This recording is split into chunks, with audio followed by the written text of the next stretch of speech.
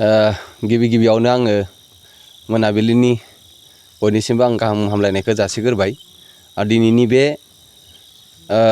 जिथु आसिन दाननि जोबथा खालाराव जिथु जोंनि कार्तिक फोरबोनि जिथु आलारि सावनाय दा बे आलारि सावनायाव बे पर्टेलनि निउस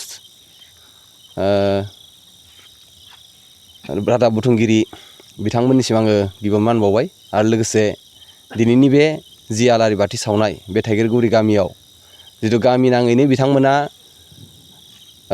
बे आलारि बाथि सावनायखौ हाबाफारिखौ लादों। दा बेयाव जोङो बिश्वनाथ जिल्लानि सिङाव थानाय नदुवार बियाबनि लाइमोन आफाद गासै बिबानगिरि लोगोसे सोद्रोमा बिथांमोना बे हाबाफारियाव बाहागो लाफादों। दा बे बाहागो लाफानायाव जोङो नदुवार बियाब लाइमोन आफादनि जानानै जों बिथांमोननि गामिखौ साबायखर बावदों आरो जोङो बरायना लादों।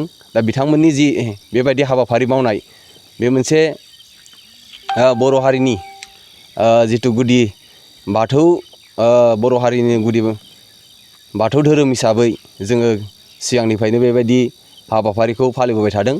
थेवबो दिनैनि बे थाइगिरगुरि गामिया जे 2000 आलारि बाथि सावदों। दा बेयाव जोङो खोब गोजोननाय मोनदों। जिहेथु जोङो दिनैसिम जों बेबायदि नुबोफेराखैमोन आरो बानायनाय जायाखैमोन। जिहेतु देग्लायनि थांनाय बोसोर आरो देग्लायबो मावदों बे थाइगिरगुरि गामिया, बेनिफ्राय रोजा रोजा साबायखर बावनाय थाबाय आरो बिथांमोना आरो इयुनाव मावलांबाय थाबावगोन। दा बेखौबो जों मिजिं थिदों।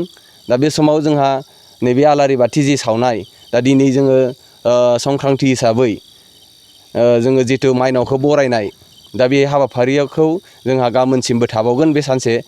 जिथु जोंहा फोरबो हिसाबै जोङो आफा इसोरनियाव जोङो आर'ज गाबगोन। दा बिनि गेजेरजों माखासे जोंनि बे फोरबोआ थामथि फोरबो जोंनि बाथौआरि हिसाबै जों जिहेतु गिबि हिसाबै जों बैसागुखौ लानाय जायो आरो नैथि फोरबोआ जादों जोंहा आमथि फोरबो होननाय जायो आरो ओमफ्राय बे थामथि फोरबोआ जाहैदों जोंहा माइनाव फोरबो एबा कार्तिक फोरबो। दा बेयाव जों सारा आसामावनो बे फोरबोखौ मानियो आरो फालियो।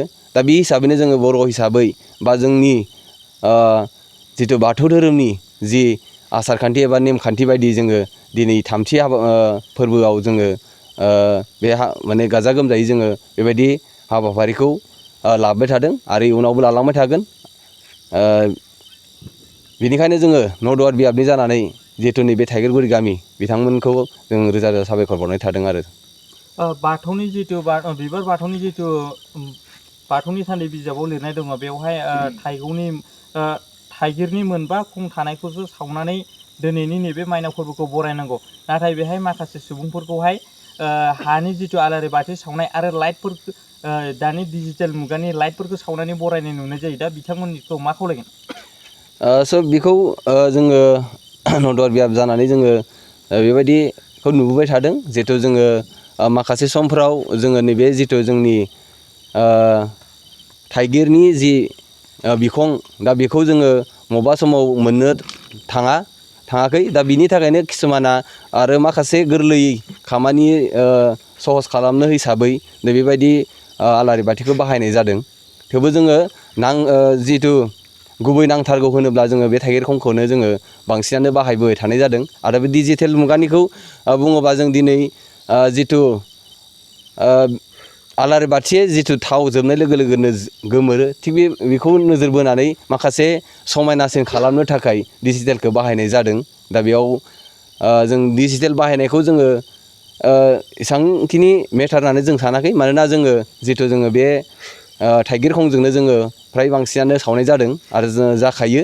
दा बेयाव बेखौ एसेबांखिनि आङो बुंनांगौ होननानै आं सानाखै। जिहेथु बियो मोनसे हाजों बानायनाय जादोंब्लाबो बेखौ जोङो बांसिनानो बाहायोब्लाबो जोङो खम बाहायनाय जादों। दा बेयाव जोङो थाइगिरखौनो बांसिन बाहायनाय जायो।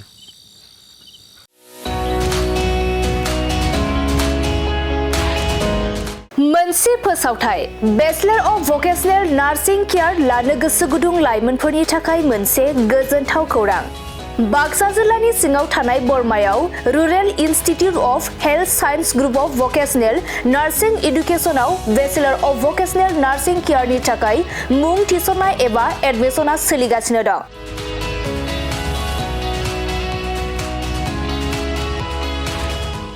बे बेचेलर अफ भकेशनेल नार्सिं केयाराव मुं थिसननो थाखाय फरायसाया जायखिजाया स्ट्रिमनिफ्राय एचएस आनजादखौ उथ्रिनाय जानांगोन। लोगोसे बे बेचेलर अफ भकेशनेल नार्सिं केयारनि सार्टिफिकेटनि भेलुआ डिग्री लेभेलनि समान आरो बे डिग्रीखौ scope global skill university Bhopal Madhya प्रदेशनिफ्राय होनाय जागोन। गुबैयै भकेशनेल नार्सिंनि सायाव बे bachelor of vocational nursing care कचिंखौ होनाय जायो आरो बे कचिंआ जोबखांनायनि उनाव नोंथाङा सरखारि साख्रि, कर्परेट साख्रि आरो प्राइभेट साख्रि मोननायनिबो सुबिदा दं। बिनि अनगायैबो बे कचिंआ जोबखांनायनि उनाव प्लेसमेन्ट साख्रिनिबो सुबिदाखौ नोंथाङा मोननो हागोन।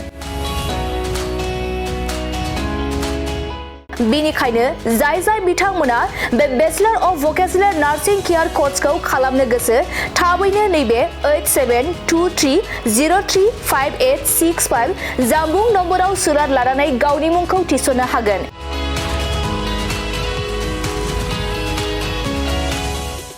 खुलुमबाय, आं नोंथांमोननो दिनै बे भिडिअनि गेजेरजों जोबोर मोजां मोनसे खौरां फोसावनो थाखाय लाबोनाय जादों।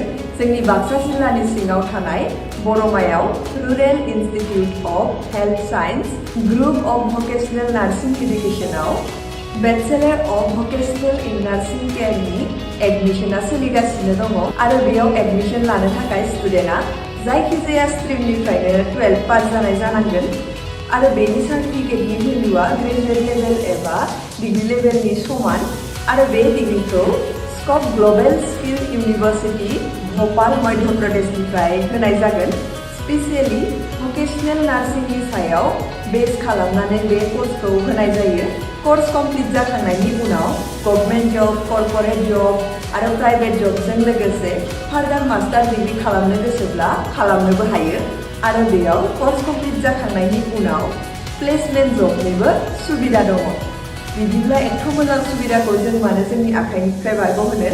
जाय बिथांमोना बे कर्सखौ खालामनो गोसो होनाय नाम्बाराव थांनानै थाबैनो कन्टेक्ट खालामदो आरो गावनि सिटखौ बुक खालामनानै गावनि फिउचारखौबो ब्राइट खालामदो। Thank you.